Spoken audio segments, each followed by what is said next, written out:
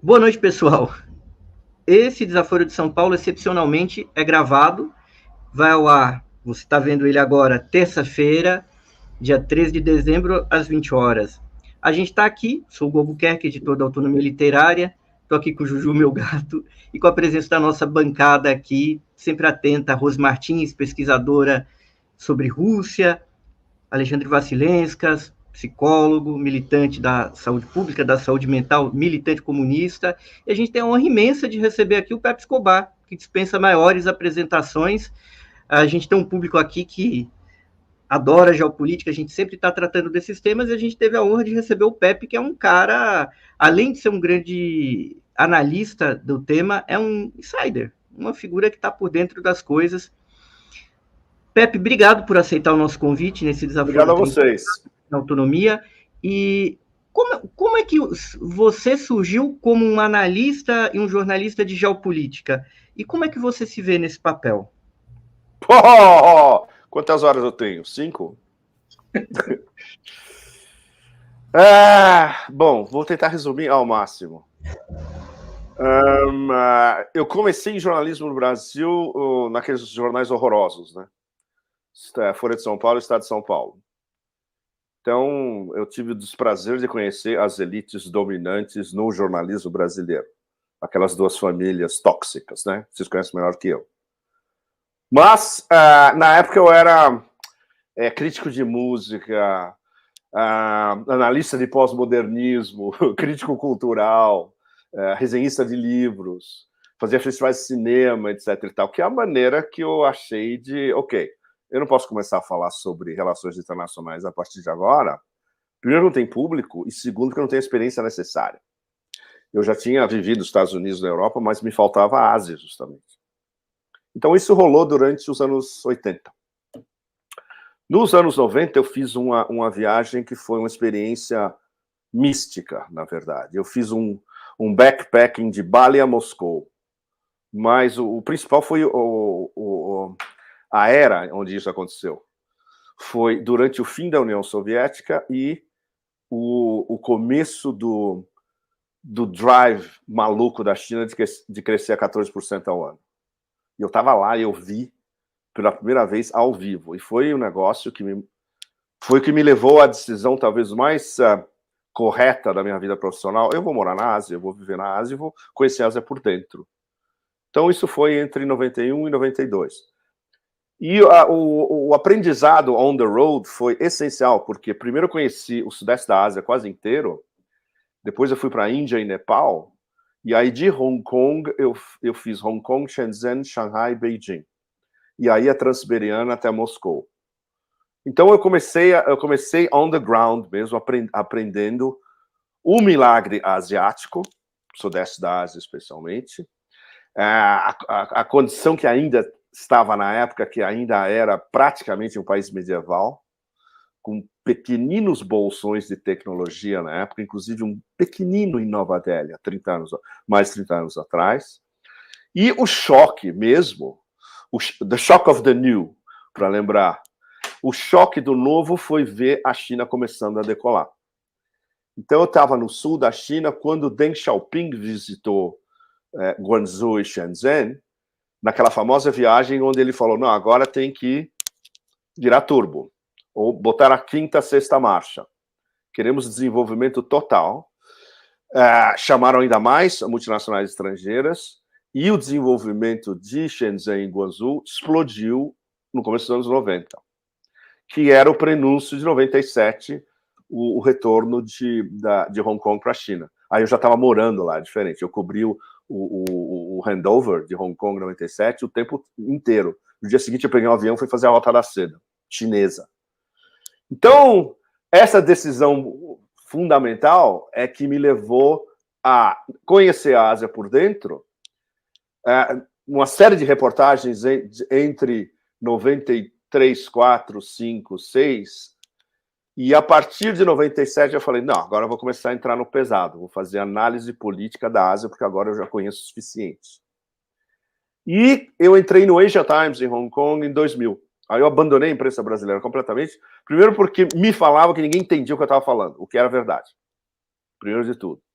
Segundo os meus amigos de Hong Kong, Singapura, americanos, falam, mas você escreve nessa língua que ninguém lê? O que pode ser extremamente ríspido, mas eles tinham razão. Se você não escreve inglês, você não existe na imprensa internacional. Simples. E não é a língua, é o sistema operativo.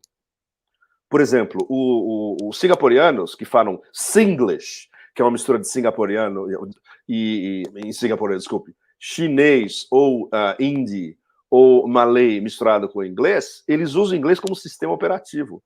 E como a cidade em si é um entreposto comercial e um sistema operativo, isso funciona. Isso não significa que a ideologia está entranhada no subconsciente deles. Não. Você usa como uma ferramenta. É como se fosse um software, né? E aí, a partir dos anos 2000, quando eu entrei no Asia Times, aí o negócio pegou pesado, porque o estouro do Asia Times foi em 2001. E foi durante a guerra, o 11 de setembro e a guerra contra o terror. E nós já estávamos lá antes que tudo acontecesse. O nosso correspondente em Karachi já estava cobrindo movimentações da Al-Qaeda no Paquistão e entre o Paquistão e o Afeganistão. E eu, no verão de 2001, eu estava entre o Paquistão, as zonas tribais, o Tajiquistão, e aí eu fui de helicóptero até o Vale do Panjir para entrevistar o Massoud, no Vale do Panjir. 3 semanas antes do 11 de setembro. E nessa entrevista que a gente publicou alguns dias depois, porque depois eu tive que voltar e começar a escrever a série, etc. Nos Estados Unidos, por exemplo, esse negócio bombou, mas de uma maneira absurda. Porque ele estava prevendo, olha, tem uma aliança entre os serviços de inteligência paquistaneses, Osama Bin Laden, e o exército paquistanês. E esse negócio pode degringolar completamente. E ele estava montando uma contraofensiva contra os Al-Qaedas e os talibãs no Afeganistão. E no dia 30 de agosto, se não me engano, a gente publicou uma matéria que essa nos Estados Unidos viralizou completamente, vindo de um sitezinho pequenininho, Hong Kong. Era o que me passaram quando eu voltei do Afeganistão, em Peshawar, a capital das zonas tribais, dizendo que os americanos estavam preparando um comando para invadir o Afeganistão e raptar o Osama Bin Laden e levar ele para os Estados Unidos. Que era, na verdade, o plano que eles queriam. O plano americano era esse. E o Musharraf, na época, falou, se vocês fizerem isso, eu tenho uma revolução, eu tenho 200 milhões de paquistaneses em revolução nas ruas aqui, de jeito nenhum. Ele vetou. E aí, aí depois, como aconteceu o 11 de setembro, o que aconteceu depois, isso vai ser debatido até o século 25, porque ninguém sabe exatamente todos os detalhes e como toda a operação foi armada, né? Mas, do nosso ponto de vista jornalístico do Asia Times, o fato de que a gente já estava lá e a gente mais ou menos previu o que ia acontecer, para a nossa credibilidade, foi um estouro sensacional. E, a partir daí, eu entrei de cabeça na guerra contra o terror. Eu não tinha nem onde morar. De 2001 a 2004, eu fechei meu apartamento na Tailândia e eu ficava on the road. Literalmente, everywhere. Irã, Iraque, Afeganistão, Paquistão, eu voltava para Bruxelas, passava para o Brasil de vez em quando, África do Sul, Dubai, dormia em aeroporto e voltava para o Oriente Médio. Ou para o sul, sudeste da Ásia, né? E isso construiu nossa reputação internacional, né? E aí, chegando à nova era, que é a era que a gente está vivendo agora, que é a era da integração euroasiática, e do que já está configurado há vários anos como uma guerra da OTAN contra a Eurásia, a OTAN contra a unificação da Eurásia, do ponto de vista de onde eu estava, complicou, porque os acionistas principais do novo Asia Times eram americanos. E eu estava em classe direto com eles praticamente o tempo todo. E culminou no final do ano passado, onde a gente entrou em clash direto mesmo, em guerra híbrida, né? E não está resolvido ainda. Mas aí eu já estava escrevendo para muitos outros sites que me pediam, americanos, canadenses, paquistaneses, iranianos. Tudo. Então, essa é a minha trajetória concisa. Acho que eu consegui explicar talvez em 10 minutos ao máximo. É uma longa história, mas dá uma ideia para vocês de como ainda era possível você dar esses pulos e ter essa liberdade, essa flexibilidade, numa época onde o jornalismo ainda era uma profissão relativamente flexível. e não mais. O que eu fiz nesses anos é impossível fazer agora.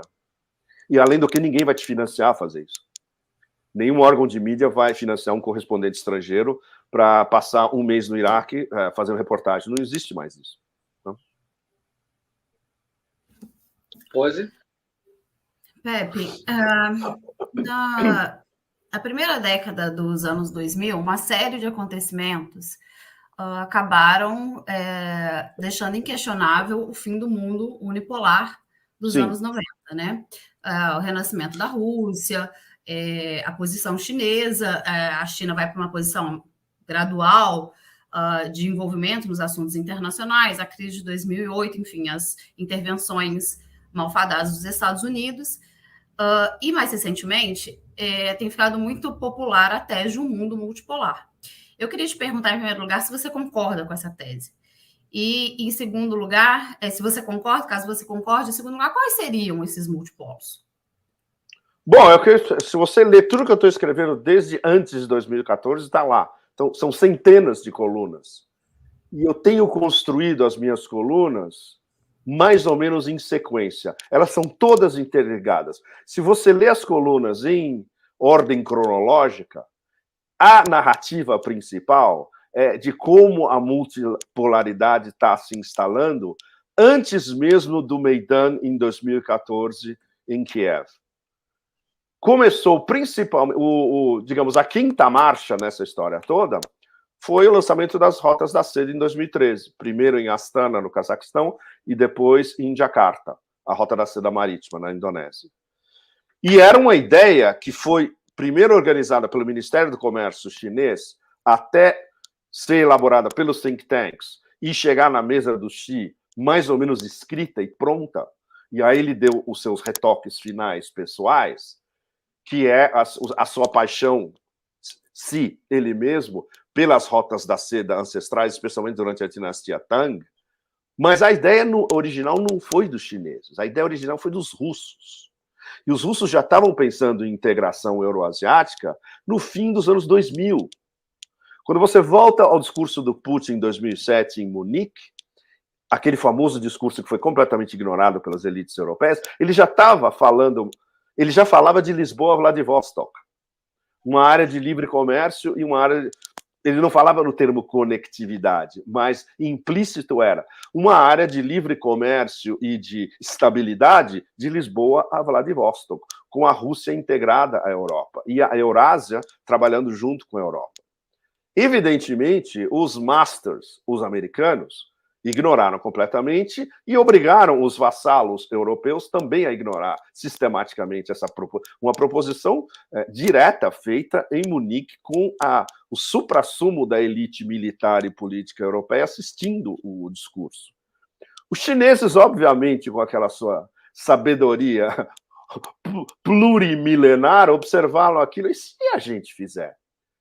Nós vamos fazer, em vez de Vladivostok-Lisboa, nós vamos fazer Xangai a Madrid, que é um dos corredores justamente das novas rotas da seda.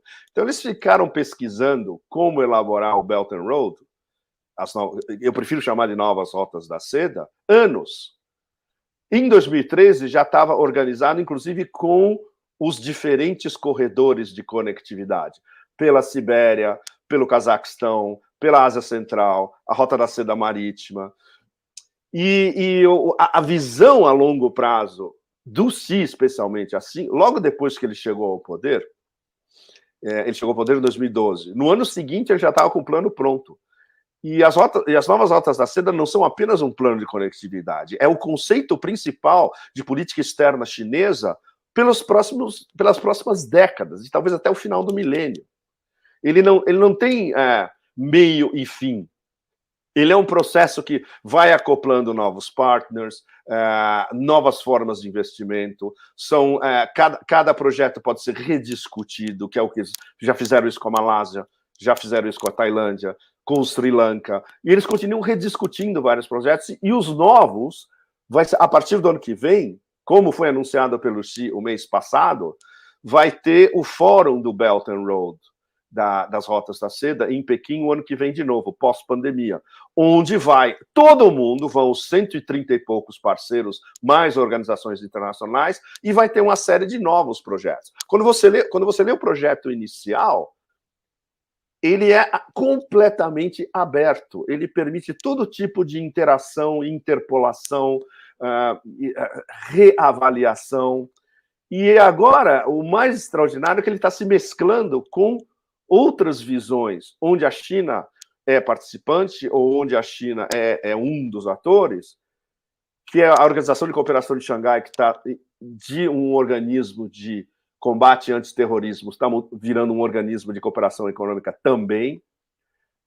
Os BRICS Plus, onde, como o Lavrov disse também o mês passado, tem uma fila que está cada vez mais gigantesca, todo mundo querendo entrar no BRICS Plus, e a cúpula que teve, a cúpula China-Arábia, que teve essa sexta-feira em Riad, foi um negócio extraordinário, que não só a Arábia Saudita reconfirmou que quer entrar nos BRICS Plus, como vai vir o trenzinho do GCC, do Gulf Cooperation Council, atrás, todo mundo. Ou seja, o mundo árabe do Golfo Pérsico inteiro quer entrar no BRICS Plus. O Irã vai entrar no BRICS Plus também, o que é uma maneira de amainar as tensões absurdas que sempre existiram e vão existir entre os sauditas e os iranianos, mas dentro de uma organização plurinacional e interessada em desenvolvimento econômico para todo mundo, como os BRICS Plus. Tem o conceito russo, que é o Greater Eurasian Partnership, a grande parceria euroasiática. Tudo isso está se mesclando. E a União Econômica Euroasiática, que teve também uma cúpula deles no final da semana passada, onde estão discutindo, isso já há meses. O Sergei Glaziev, que é o ministro de macroeconomia da União Econômica Euroasiática, ele está desenhando a nova moeda que vai passar ao largo do dólar, baseada em commodities, talvez em ouro, ou talvez em ouro e commodities.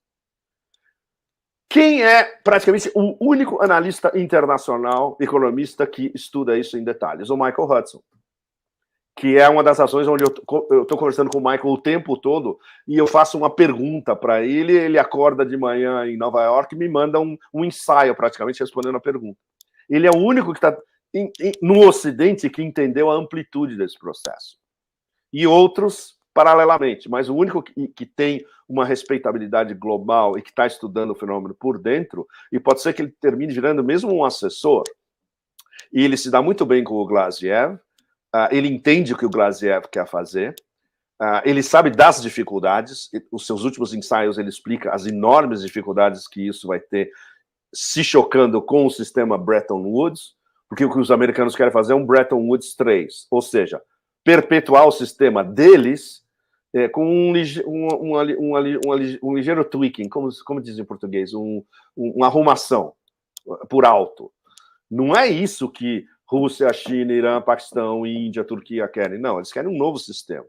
E no caso da Turquia, a Turquia, que está sempre entre OTAN e Eurásia, mais cedo ou mais tarde, por exemplo, o Erdogan reeleito o ano que vem na Turquia, a deriva em direção à Eurásia da política externa turca vai ser ainda mais pronunciada. No momento, ele sabe que ele não pode antagonizar o Império frontalmente. Ele extrai concessões, que, como ele é um negociador exímio, ele consegue o tempo todo. Bom, isso é o resumo ao máximo para vocês também em 10 minutos. Você falou de todas essas iniciativas e elas têm um caráter multilateral. A minha dúvida, assim, é o seguinte, quando eu pergunto quais seriam esses multipolos, porque me parece que, apesar de ser iniciativas multilaterais, elas se conformam como um único outro polo. Então, não necessariamente, Rose, não necessariamente. Eu queria ouvir a sua opinião sobre isso. Não. Quais são esses polos independentes para além da Rússia e da China? Né? É possível enxergar a Rússia e a China como polos independentes de poder? Pois é, isso é uma discussão que está tendo dentro das próprias elites. E, por exemplo, a discussão dentro da elite russa. Ok, se nós vamos constituir um polo independente junto com a China, nós vamos ter um papel subalterno? Eles jamais vão engolir algo, especialmente porque é uma potência nuclear e hipersônica. Não. E os chineses discutindo, será que vale? Isso são discussões internas, é o que não vaza na mídia, né? E é uma discussão que já teve dentro do Politburo anterior. O Politburo anterior tinha clashes. Esse Politburo novo são todos xiistas, digamos. Todos eles são adeptos e partners do Xi Jinping. O Politburo anterior, não. Tinha clashes pesados dentro. E eles falavam, não, para que a gente precisa da Rússia a não ser riquezas naturais, a não ser commodities?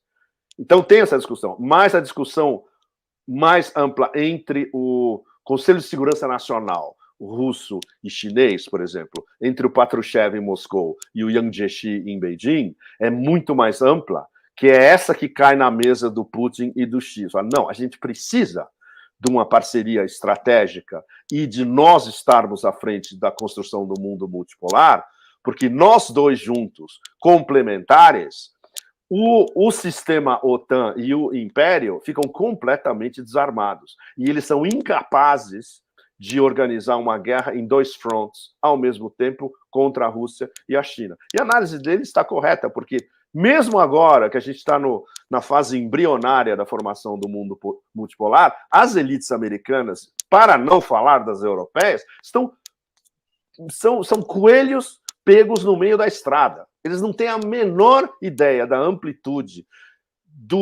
da organização do mundo multipolar e o que isso vai significar para eles no futuro. O que está se desenhando já é uma divisão do mundo em dois polos. O polo império coordenando e dominando, basicamente, o sistema do otanistão, como eu chamo, onde tem alguns um pouquinho mais fortes, a maioria é um bando de chihuahuas latindo, como a Polônia e aqueles bálticos, e a França e a Alemanha estão discutindo, ok, qual vai ser o nosso papel no meio dessa história? A gente vai se condenar a ser desindustrializado pelos americanos, comprar LNG, gás liquefeito, 5, 6, 7, 8 vezes mais alto do que a gente comprava por pipeline da Rússia, e nós vamos aceitar tudo isso? Então, as contradições internas, tanto da União Europeia e da OTAN, já estão aflorando. Por isso a gente vê essa paralisia e essa retórica ainda de guerra das elites europeias, que é uma demonstração de impotência absoluta.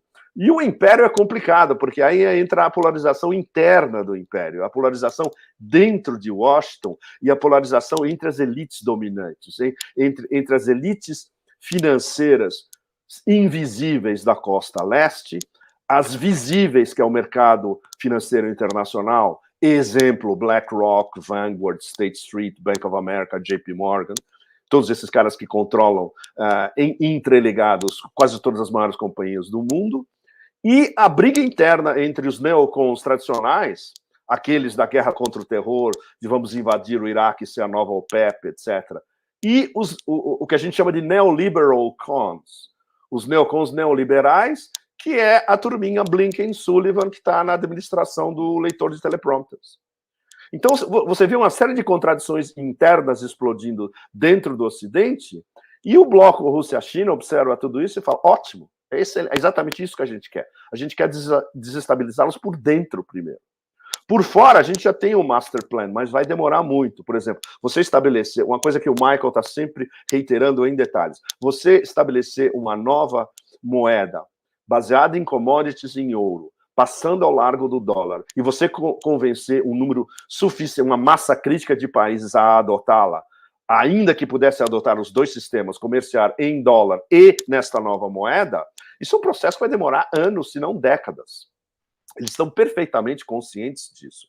Mas é a velha história, o trem já saiu da estação. Entende? E o fato de que os líderes estão bem posicionados e os outros partners da Eurásia sabem perfeitamente que a liderança institucional, política e militar é russa e chinesa. E econômica é russa e chinesa. Os partners que estão se acoplando têm tantos benefícios a ganhar dessa história.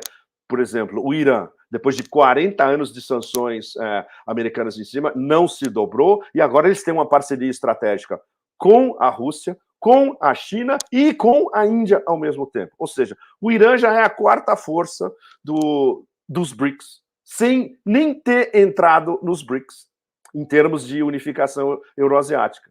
A Índia e o Paquistão, dentro dessas organizações, eles têm como, pelo menos, aplanar um pouco as diferenças históricas, culturais e religiosas que eles têm.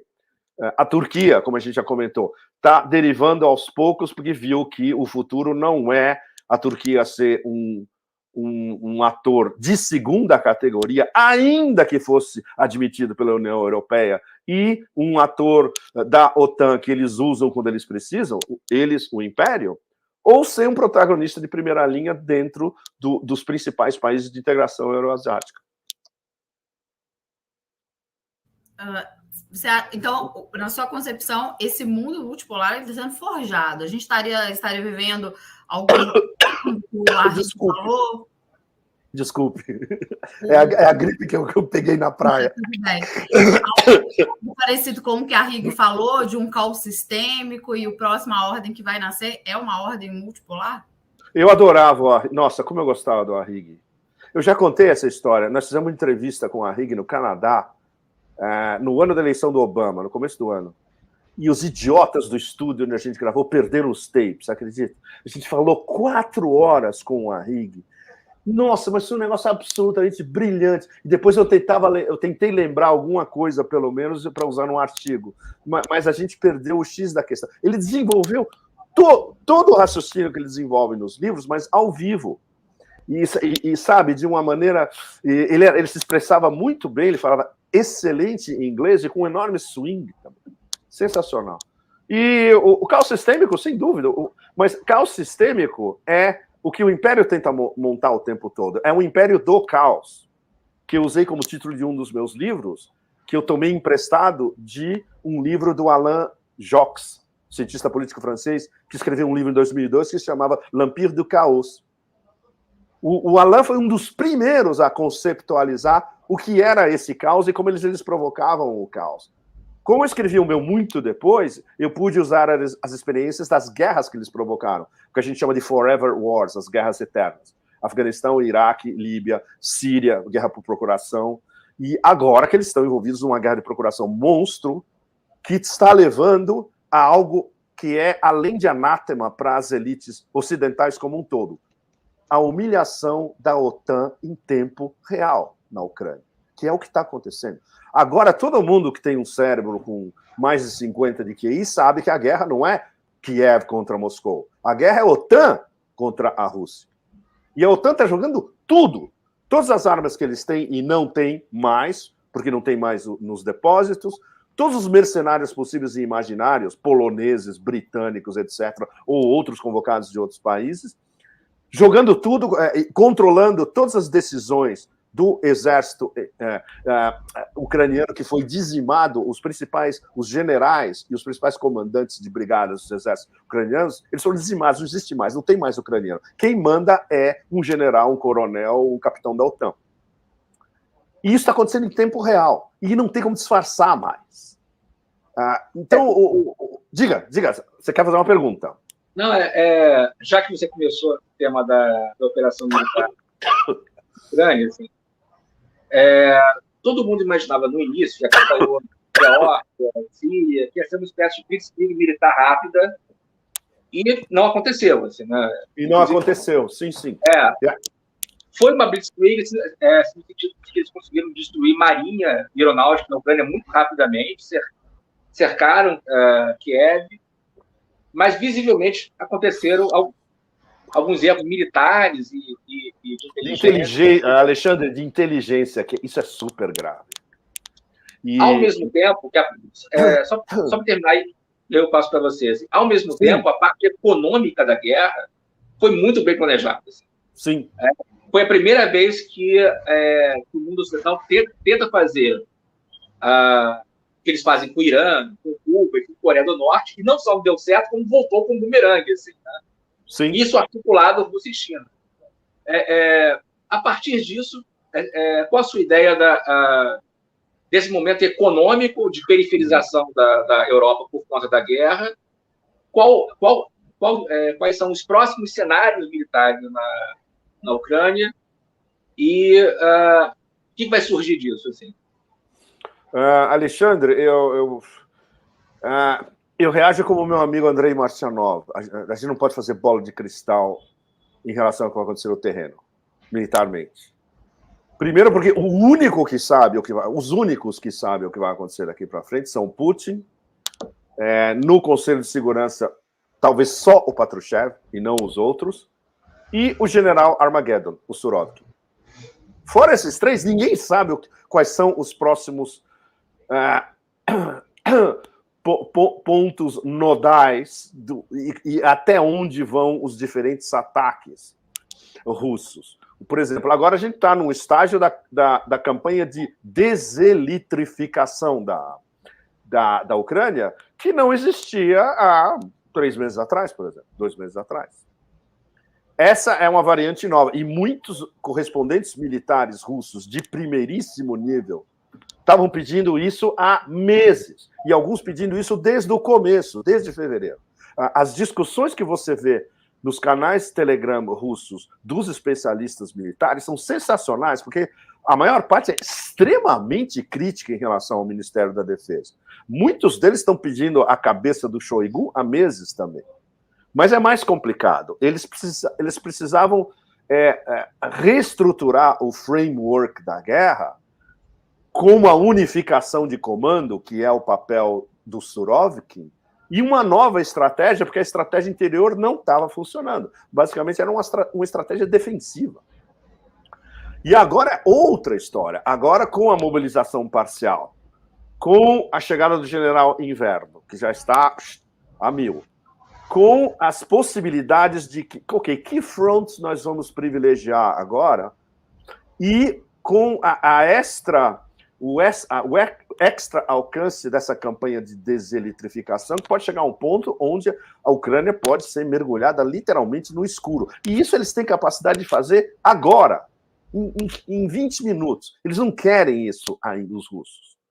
Eles querem uma tortura chinesa, que é o que eles estão aplicando justamente, aos poucos, para obrigar esses caras em Kiev a sentar numa mesa de negociações e conversar, que era o que estava acontecendo em Istambul no começo do ano. Eu estava lá, eu acompanhei essa história, os diplomatas turcos estavam super entusiasmados, falando, olha, o encontro do Lavrov com o Kuleba, eles estão começando a chegar a um acordo. No dia seguinte, os ingleses e os americanos cortaram. Não vai ter conversa, não vai ter acordo nenhum. Porque o plano A deles, e não tem plano B, é a guerra até o último ucraniano. Claro, porque mercenários da OTAN, para eles, não contam. O exército ucraniano, você perder 300, 400 mil soldados mortos ou feridos, que é a melhor estimativa, contando mortos e feridos, já passa de 400 mil. Por exemplo, quando a von der Leyen fala que tem 100 mil mortos, é a estimativa ultra por baixo. É porque tem 3 vezes mais. Todo mundo sabe, todo mundo que acompanha militarmente o que está acontecendo sabe disso. E, inclusive, os think tanks americanos que escrevem aqueles absurdos todo dia, que chegam no meu inbox de manhã, a minha tortura chinesa é abrir as manchetes desses negócios. Todo mundo sabe disso. Mas a campanha de propaganda tem que continuar. Então, as possibilidades para os russos a curto, médio e longo prazo são superpostas. Eles podem escolher diversos cenários superpostos. Tem um cenário que está causando muito... A opinião pública russa está furiosa com o fato de que Donetsk está sendo bombardeada todo dia com vítimas civis. Isso é um negócio absolutamente incompreensível para a opinião pública russa e, do ponto de vista militar, é um absurdo também. Eles dizem agora que eles agora conseguiram, eles têm um novo software que permite, como é que chama, examinar, descobrir exatamente o ponto de ataque dos HIMARS. E aí eles vão começar a atacar os HIMARS que estão sendo usados pelo exército de Kiev próximo da fronteira, da linha de contato, para atacar Donetsk.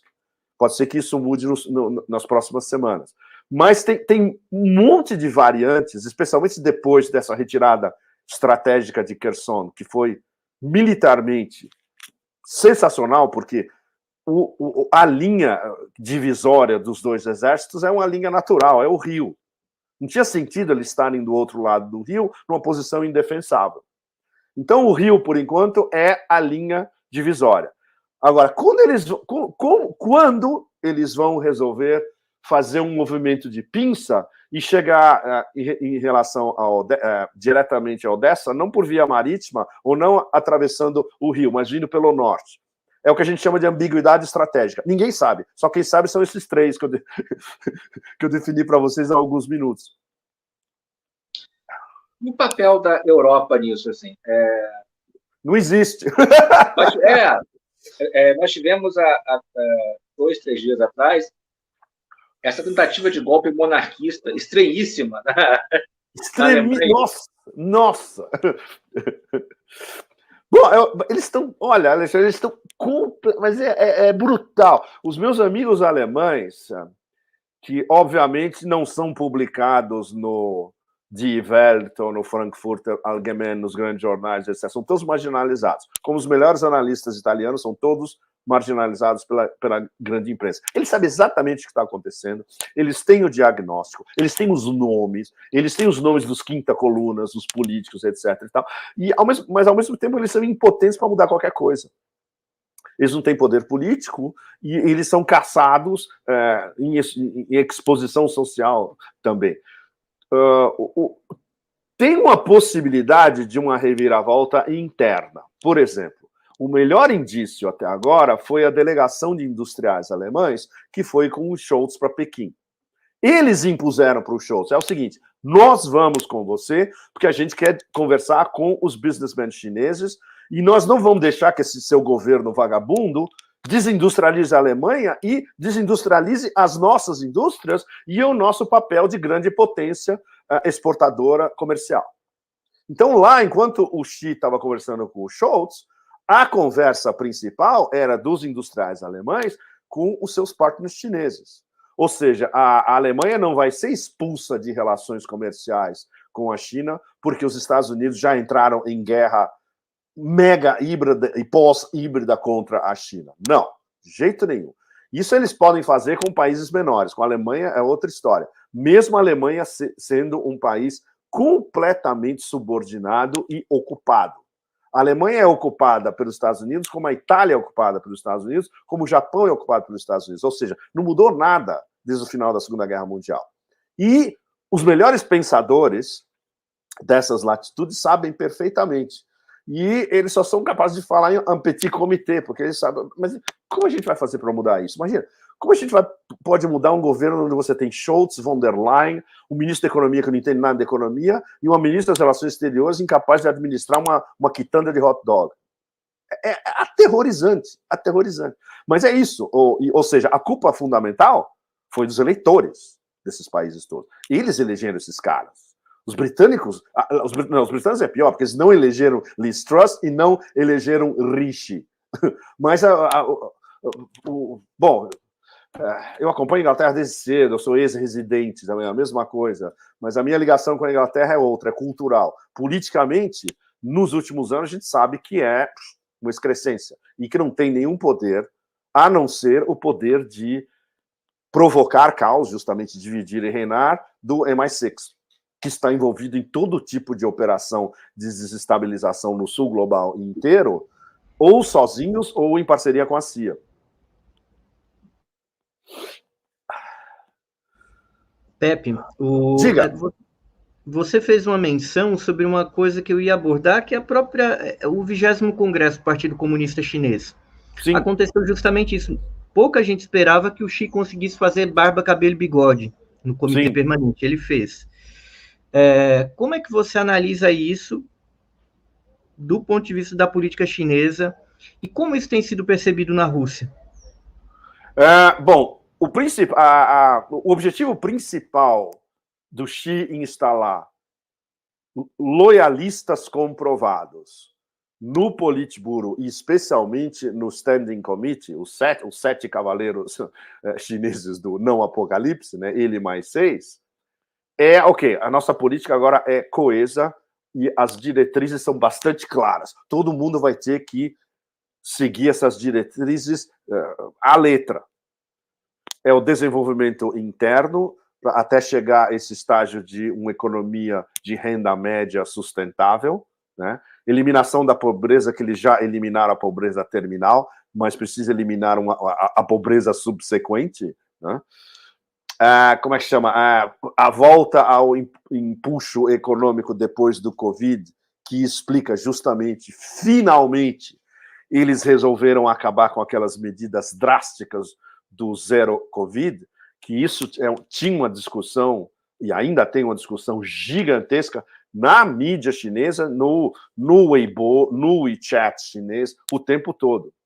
E o Partido Comunista percebeu que a população está chegando a um ponto de ruptura. Ok, mas e aí? Isso está resolvendo alguma coisa? Não. Vale a pena a gente destruir a economia por causa de algumas medidas restritivas? Não. Reverteram. Ou seja, eles aprendem da realidade, sempre. Que era um dos mandamentos do Deng desde o começo, né? Atravessar o rio sentindo as pedras. Esse é um caso típico. Estavam atravessando o rio do Covid, sentindo as pedras, e as pedras começaram a dizer, olha, talvez você esteja um pouco exagerado. O que não muda a concepção do Politburo, do Xi e da elite dirigente de que o Covid é uma arma biológica americana. Isso está entranhado neles, e por isso que a política do Covid-0 foi levada até as suas extremas consequências. Mas pode ter mutações horrorosas, se a gente não controlar, nós vamos ter milhões de infectados em alguns dias. Ou seja, eles percebem, ok, agora vamos tentar um novo balanço. A gente sabe que é uma arma biológica, a gente vai continuar alerta. Ao mesmo tempo, vamos relaxar um pouco, porque a economia precisa. E não só a economia em termos de expansão do mercado interno, como os nossos partners internacionais que querem vir aqui, por exemplo, chegar no aeroporto e ir direto para um office e começar a fazer business de novo, que era o normal antes da pandemia. Então, essa é a prioridade número 1. Prioridade número 2 é modernização pacífica, que é o tema fundamental do discurso do Congresso, do Party Congress. Né? A modernização pacífica é interna e externa.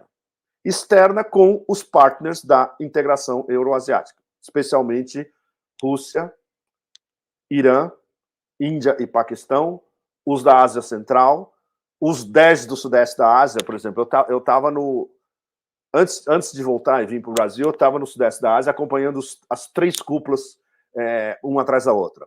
A do Leste da Ásia em Phnom Penh, no Camboja, o G20 em Bali e a da APEC em Bangkok. A discussão principal em todas essas 3, fora a tentativa dos ocidentais de raptar o G20 e transformar numa cúpula anti-Rússia, é a colaboração da China com todos os seus parceiros no Sudeste da Ásia. Todos os 10 do Sudeste da Ásia, o principal parceiro comercial deles é a China. Ou seja, isso não vai mudar e vai se ampliar cada vez mais. E vai incluir, voltando ao início da nossa conversa, mais projetos das novas rotas da seda, acelerados. Exemplo, um exemplo mais prático possível. Em tempo recorde, eles fizeram o High Speed Rail do sul da China, de Kunming até o Laos, até Vientiane, a capital do Laos. Os tailandeses, a ideia dos tailandeses e o projeto foi anterior ao projeto dos laosianos. Mas por causa da corrupção interna absurda da Tailândia, com um monte de construtoras envolvidas, problemas políticos, etc., o High Speed Rail deles nem começou a sério. Ele só vai terminar, provavelmente, em 2028.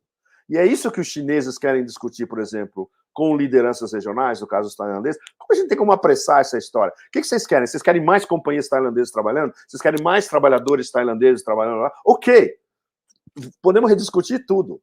Mas é do interesse nosso, de vocês, que isso seja feito o mais cedo possível, como foi feito no caso do High Speed Rail para o Laos. Então, isso vai começar a pegar velocidade a partir do ano que vem, com o fim do zero Covid, com a implementação das novas políticas do Congresso, com a modernização pacífica interna e externa e com a reabertura de deals com os parceiros. Essa cúpula do fim de semana em Riad, essa cúpula China-Arábia, foi para fazer deals também. E o deal mais sensacional, que ninguém vai vazar. Riad não vai vazar e Pequim não vai vazar. A gente interpreta como mais cedo ou mais tarde, e é bem cedo, na verdade, os chineses vão começar a comprar petróleo e gás pagando em yuan. Mas ninguém vai falar que isso está rolando. E tem como fazer isso em segredo. Isso nós acreditamos que tenha sido o X da questão do deal entre os dois. E os sauditas com o MBS. O MBS é um fanático da China. O MBS se dá super bem com a Rússia. O MBS quer entrar nos BRICS e quer entrar na Organização de Cooperação de Xangai também. Ou seja, os sauditas perceberam que o bonde deles está atrelado à Eurásia, e não mais como uma mera colônia árabe do Império. Então, tudo isso está mudando na nossa frente, está virando de ponta cabeça geopoliticamente na nossa frente.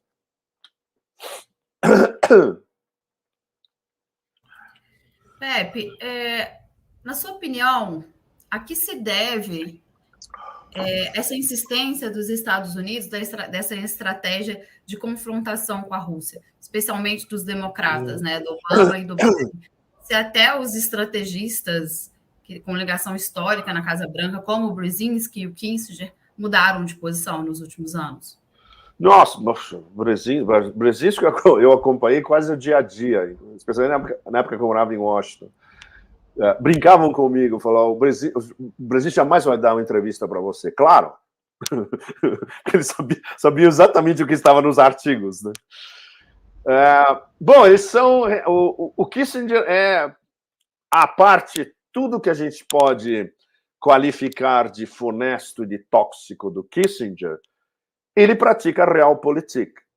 E a única política que ele sabe praticar é dividir para reinar. E ele mesmo reconheceu que o dividir para reinar, como está sendo aplicado atualmente por essa elite, entre aspas, democrata contra a Rússia e China, não está funcionando. É uma palhaçada, na verdade. O Brzezinski é diferente. O Brzezinski, no final da vida dele, percebeu que o que ele tinha previsto em 97, no Grande Tabuleiro, no livro, de que os Estados Unidos tinham que fazer todo o possível para impedir a ascensão de uma potência hegemônica na Eurásia. O que agora é pior. Eles não só não conseguiram, como eles não conseguiram uma aliança de potências fundamentais, nucleares, no caso da Rússia, hipersônicas, e com parceria estratégica não só militar, mas também econômica. Isso já é um fato. Isso é a pedra filosofal do sistema multipolar. É essa parceria estratégica Rússia e China, que toda semana, praticamente, você vê num comunicado pelo Ministério das Relações Exteriores, tanto russo quanto chinês, nos encontros constantes do Wang Yi com o Lavrov e tal. É uma parceria comprehensive, né? Abrangente. Parceria estratégica abrangente Rússia-China. E daí deriva todo o resto. Ou seja, sem essa pedra filosofal, ia ser muito difícil a construção do mundo multipolar. Porque as duas principais potências do que a gente pode chamar de sul global, ou mundo emergente, ou Eurásia, são Rússia e China. Sem esses dois, você não faz nada. E agora que eles estão unidos, inclusive, em como nós vamos organizar juntos, não só a construção de uma nova moeda para passar ao largo do dólar, mas, no caso dos chineses, internacionalizar o yuan, que foi um dos objetivos principais, justamente, dessa cúpula China-Arábia nesse fim de semana, em Riad.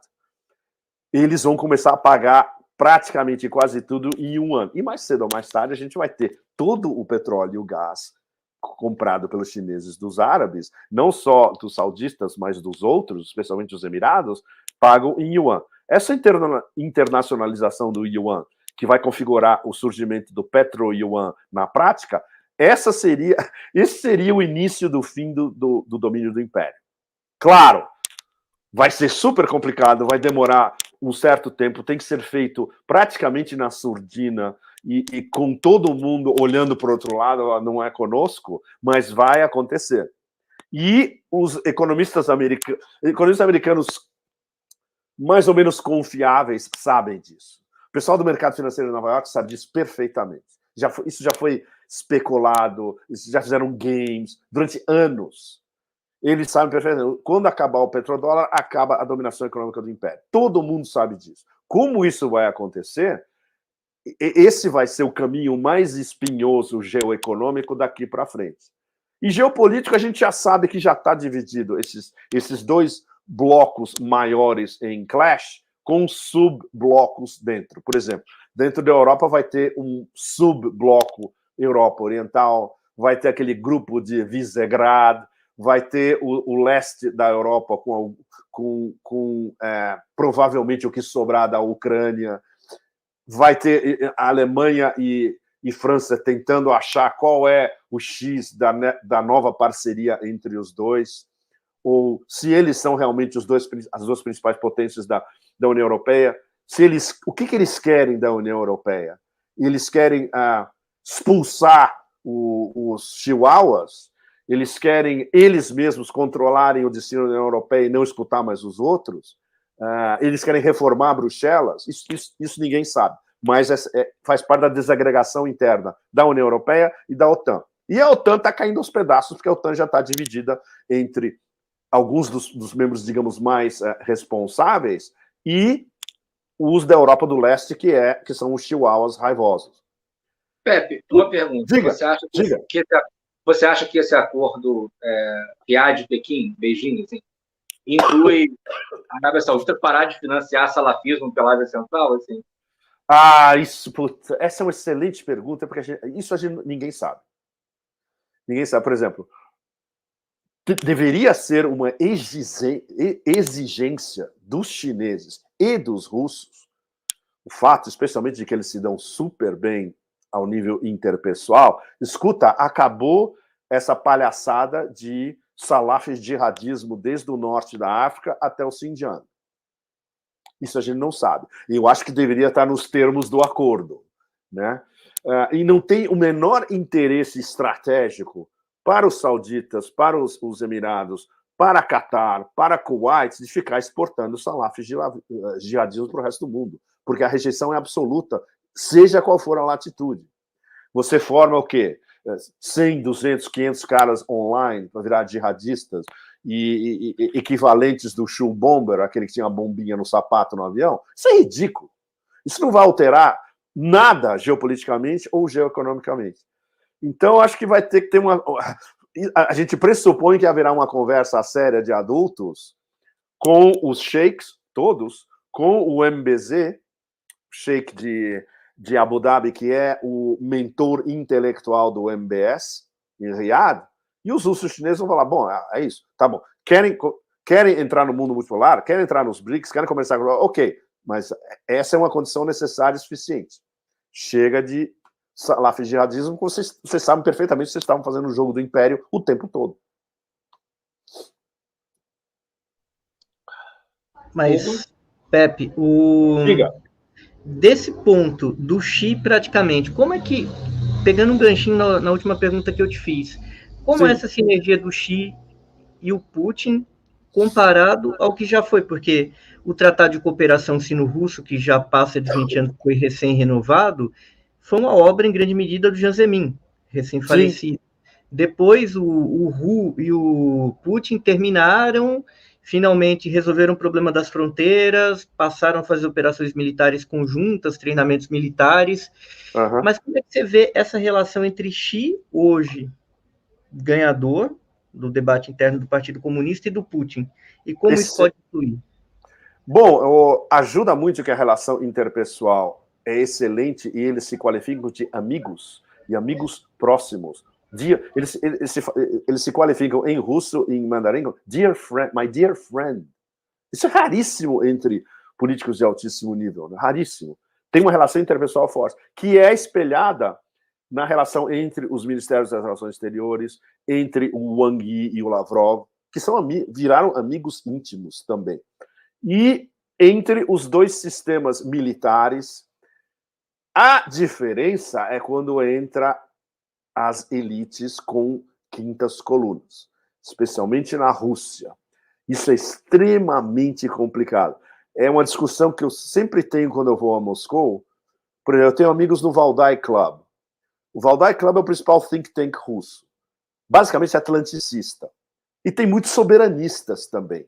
Por exemplo, o cara que inventou esse conceito de BRICS Plus, baseado em acoplar os blocos comerciais já existentes.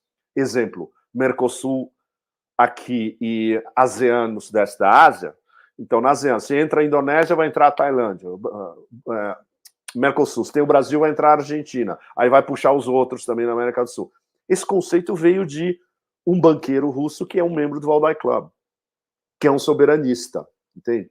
Ele entende o império, estudou em Harvard, ele entende o império por dentro e, ao mesmo tempo, ele é um soberanista. Ele defende uma Rússia não entregue ao capital estrangeiro, como nos anos 90.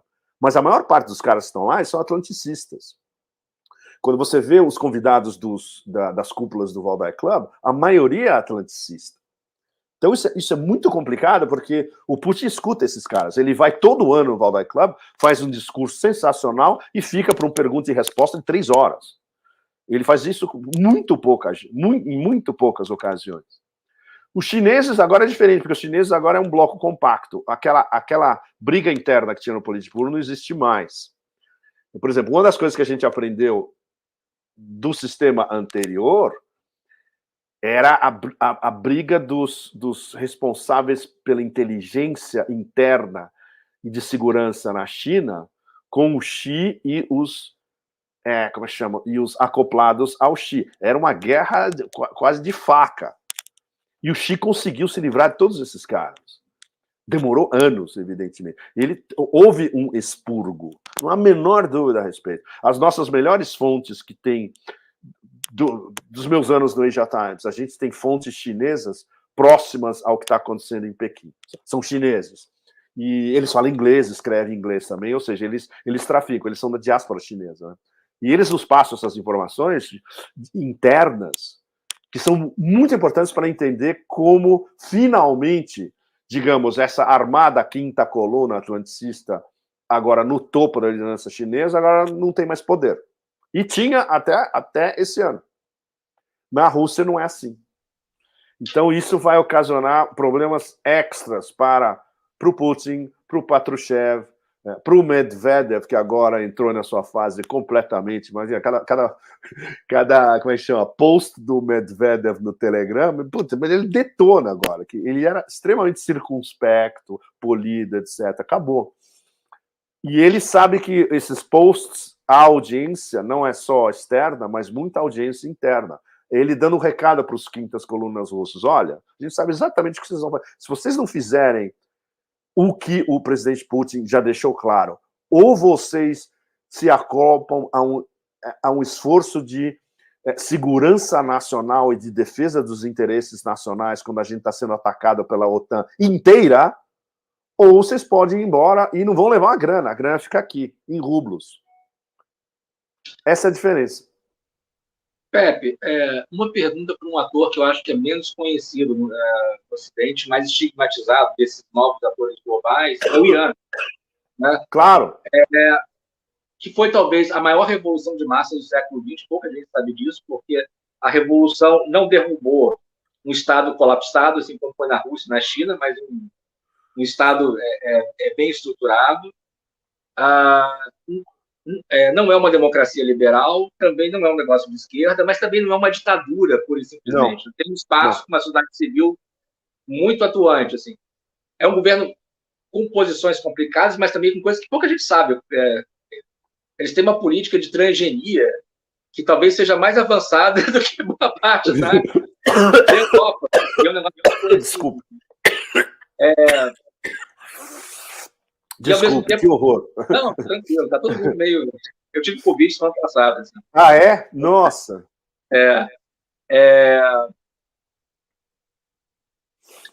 Não estava falando assim. É um lugar muito sui generis, assim, e que tenta se confundir um pouco com o Catar, com a Arábia Saudita, quando, na verdade, é outra coisa. Né? É outra coisa. Qual você acha que é o papel do Irã nessa nova configuração geopolítica? Bom, eu vou ao Irã, mas pra vocês terem uma ideia, a minha primeira vez no Irã foi sobre o Khatami. Ou seja, eu acompanho o Irã de perto há décadas.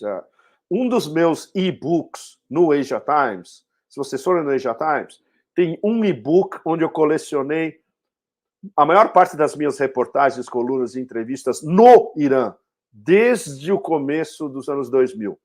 Vocês vão ver entrevistas com o Ayatollah, vocês vão ver como funciona a COM, vocês vão ver o background da eleição do Ahmadinejad. Se vocês se interessam no Irã, está tudo lá. E eu aprendi muito e eu fiquei estarrecido com muitas coisas. Entre outras, o fato de que muitos líderes regionais, ayatollahs ou Hojatol Islam, líderes religiosos que têm um poder político também, eles não entendem nada de economia. Como é que pode? Não vai funcionar desse jeito. Não adianta o Khamenei entender de economia, o Ministério das Finanças, mas quando os implementadores locais nas províncias não sabem, não têm a menor ideia sobre rotas da seda, sobre investimento em petróleo e gás, etc. Isso é um problema seríssimo. E as disparidades regionais, né? Tem províncias no Irã que, por exemplo, a província de Sistan Balochistan, que é no sudoeste, faz fronteira com o Paquistão, está entulhada de agentes MI6 e CIA que ficam indo e voltando e fazendo atentados terroristas nessa província. Os caras, eles me disseram, eu nunca consegui ir para lá porque eles não dão um permit. Eu tentei várias vezes, falei, não pode. E você é estrangeiro, se acontecer alguma coisa com você, a responsabilidade é nossa. Eles têm centenas de milhares de IRGC, né, guardas revolucionários, e eles não conseguem impedir esses atentados esporádicos contra guarnições. É um problema enorme. E eles não conseguem policiar também, como os chineses conseguem, no caso do Uigur, células jihadistas no Uigur. O que interessa aos chineses no Xinjiang não é repressão em massa do Uigur, isso é uma palhaçada. Eu já fui ao Xinjiang 4 vezes, não é isso que funciona. Eles querem identificar núcleos e núcleos prováveis de células jihadistas. Isso é um negócio que você vê no sul global inteiro. Por exemplo, antes do 11 de setembro, eu vi isso no Mali. Eu vi células jihadistas no Mali no verão de 2001. Na época, depois do 11 de setembro, eu falei, mas é evidente, claro. Era um embrião da Al-Qaeda trabalhando no norte da África.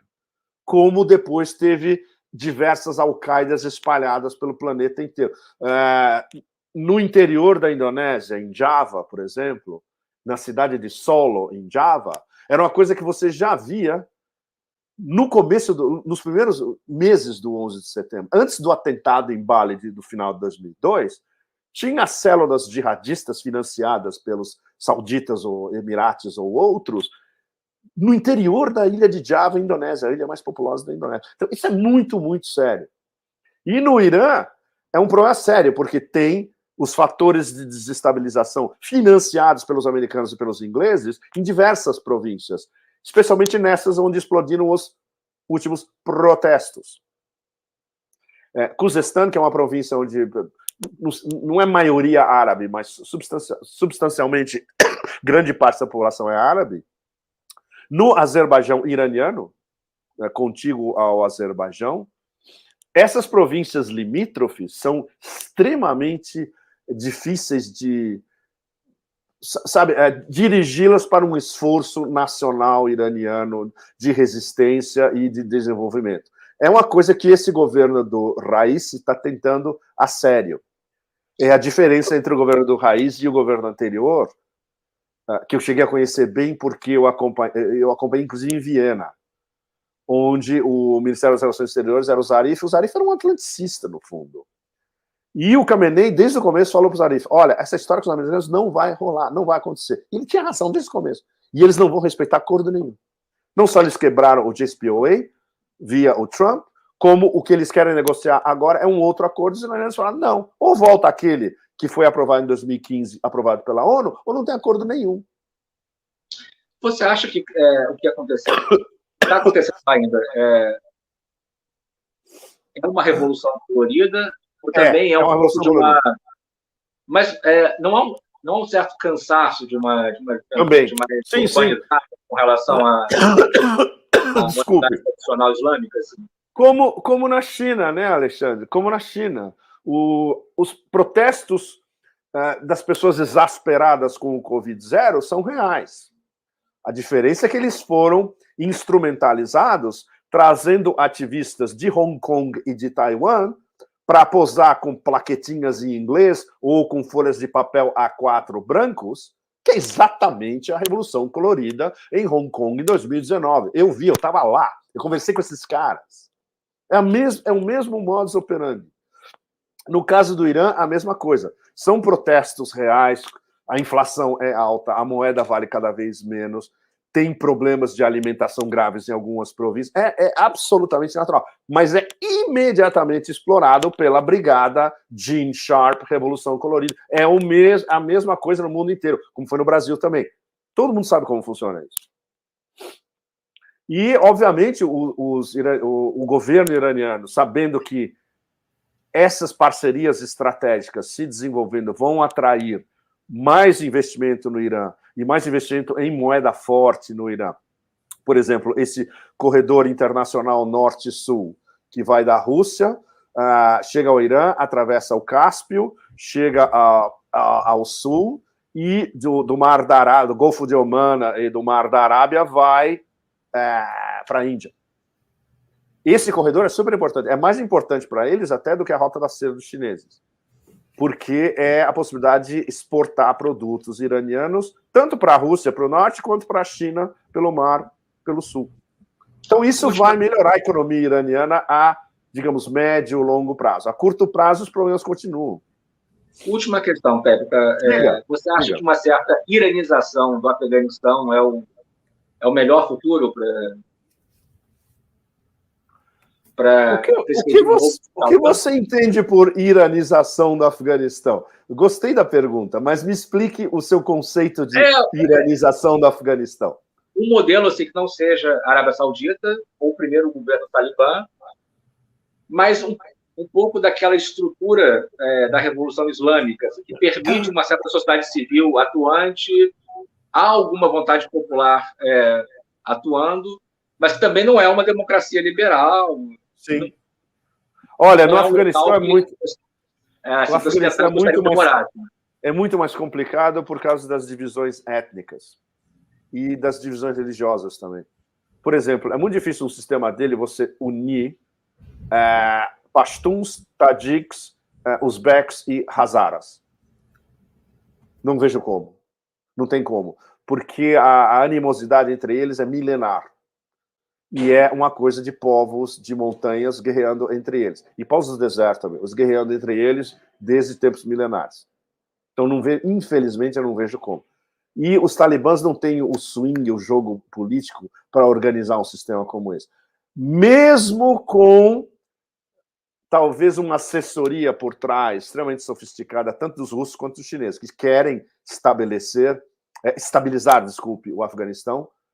Mas aí tem os interesses do Paquistão e da Índia, que conflituam completamente no Afeganistão. Por exemplo, os chineses querem acoplar o Afeganistão ao Corredor Econômico China-Paquistão, CPEC.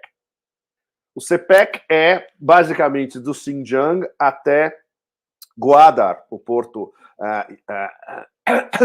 paquistanês, no Mar da Arábia, e que pode reverter a médio e longo prazo numa estrada já tem, highway já tem, mas high-speed rail, que eles podem construir, e um pipeline. Super importante. E o Afeganistão pode participar dessa história toda para a economia deles. Vai ter estradas que já estão sendo construídas, unindo o Paquistão ao Afeganistão e unindo o Afeganistão ao Uzbequistão, ao norte. Então, tudo isso interessa para eles economicamente. Ou seja, geoeconomicamente, eles sabem que eles se unindo a esse corredor com o beneplácito e a proteção chinesa, para a economia deles é excelente. Os indianos não querem. Os indianos querem uma outra coisa. Os indianos querem a Rota da Seda deles, indianos, que é justamente o corredor internacional norte-sul, que vai do porto iraniano de Chabahar, não Gwadar. Por exemplo, é uma guerra dos portos, é um negócio fascinante, eu acompanho há anos essa história. Tem o porto de Gwadar no Paquistão, tem o porto de Chabahar no Irã. Um está na Rota da Seda chinesa e o outro está no corredor norte-sul, Rússia, Irã,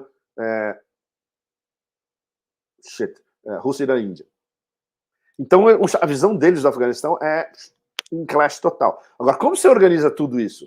Você vai na Organização de Cooperação de Xangai, senta todo mundo na mesma mesa, e aí vocês vão discutir, ok, vamos fazer uma união prática de corredores econômicos, uma patrocinada pelos chineses, outra patrocinada pelos indianos, e aí todos nós juntos estabilizamos o Afeganistão juntos. Isso é um negócio que eles podem discutir na Organização de Cooperação de Xangai, que é para isso também, cooperação econômica entre eles. E o Afeganistão é um observador. Então eles podem chamar o Afeganistão para ser membro integral, como o Irã passou a ser esse ano, sentam todos lá na mesa e organizam uma estrutura de corredores comerciais para toda aquela região.